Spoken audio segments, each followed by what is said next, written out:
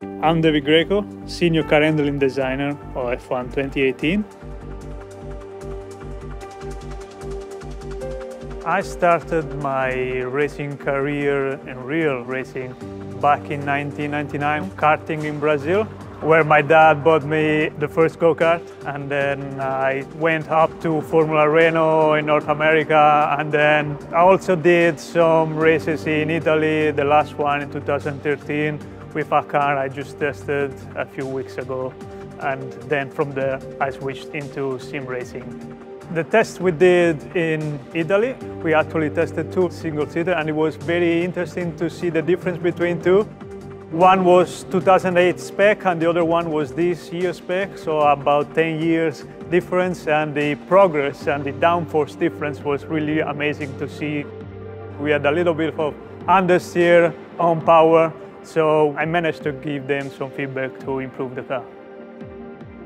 In about 20 years of experience, I managed also to do many cool things, like being in Ferrari, testing cars at Fiorano, and in Vegas, doing a major eSport competition. And all this really adds to what I do at work. I joined Codemasters in 2014. It was April 7th, to be exact. And my job was to, step by step, go more towards simulation. And I really believe that every year we go always more and more towards the simulation. F1 2017, I believe, has been a very good step up from 2016, and the 2016 was a very beautiful step up from 2015. But I believe 2018 is a massive step up because we introduced so many more simulation aspects that I believe will be very well received by all the players. To choose which one is the most important, most advanced, it's quite hard, but I would say probably the system how we simulate the tire temperature. In F1 2018, it will be the first time in an F1 game that the tire temperature not only will be coming from tire surface, but it will also have tire carcass temperature, and that together with the tire surface temperature and the heat coming from the brake means that the player will have to carefully take care of the tire, not only corner by corner, but they have to think about maybe they can push for a few laps, and then they have to cool down the tires to be able to push again. On some of the tracks, they will be very difficult to get the temperature. So all this becomes much more tactical for the player. Now the drivers have three different ways to approach a race. The first one will be all attack, so you go very fast the first laps. But obviously the side effect is that mid to end of the race, you will suffer from tire overheating. The other one is to be consistent, be as nice as possible but push, so that you can keep the tires on very good temperature range for the entire stint. And the third possibility is that they really nurse their tire at the beginning and then they are very fast before they go and pit.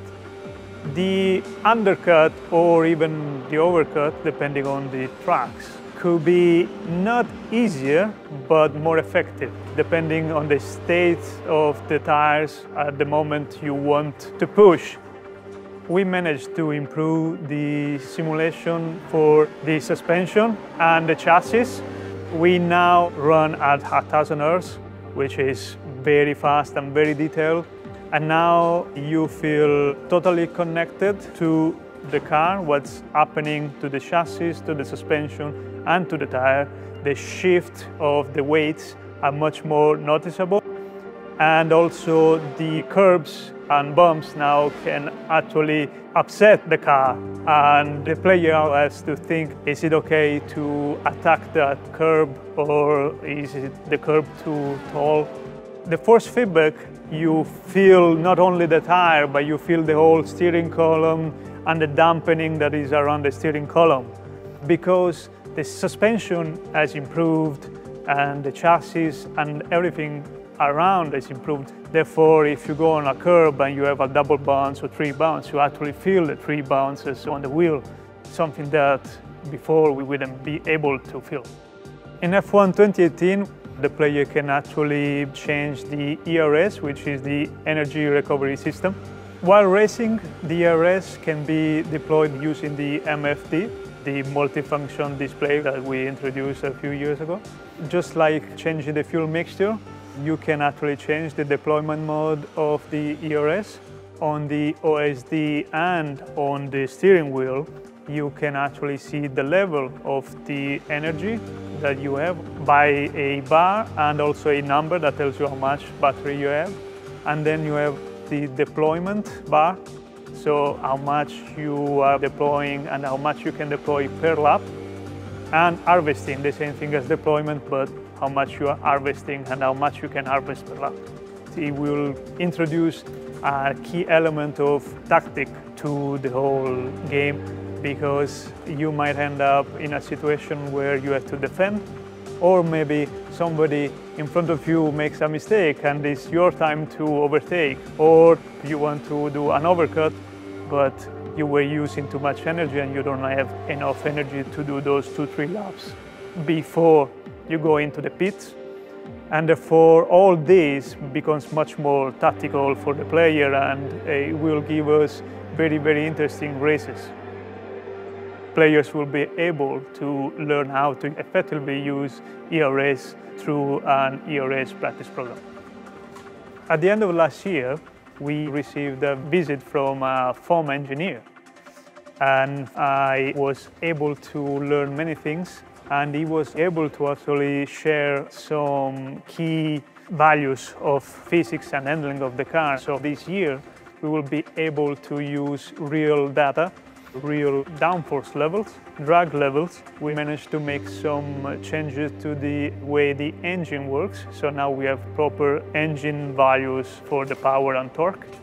And also, I have to be thankful to him, because the idea of all the bulk and the carcass temperature actually came from him. And we actually together developed the best way that would be introduced in our game. I was able to compare to what I had done the previous years. And I was quite surprised that I was very close on downforce levels already. Not too close in the drag levels and the engine power. Actually, it's quite amazing how much power they actually produce and how much drag they also have, these new cars. Looking back in F1 2015, I am very happy where we got to, and I do have some ideas to further improve for 2019, because obviously we never stop. But we are very close to really be happy with the handling, the way the car feels, the force feedback, how it works. And this year we're very close to what I wanted from a simulator. In over 20 years of career between sim racing and real motorsport, I always came across questions like one title is more simulator than another title because it's very difficult to drive. With my real motorsport experience, I can say that real racing cars are made to have a lot of grip. To me, a simulator is not how easy it is to drive, how easy to make it spin. To me, a simulation is how many real life physical components we simulate. And especially this year, there are not many features that I can think of that we don't simulate. Just call it a game, to me, is not enough anymore.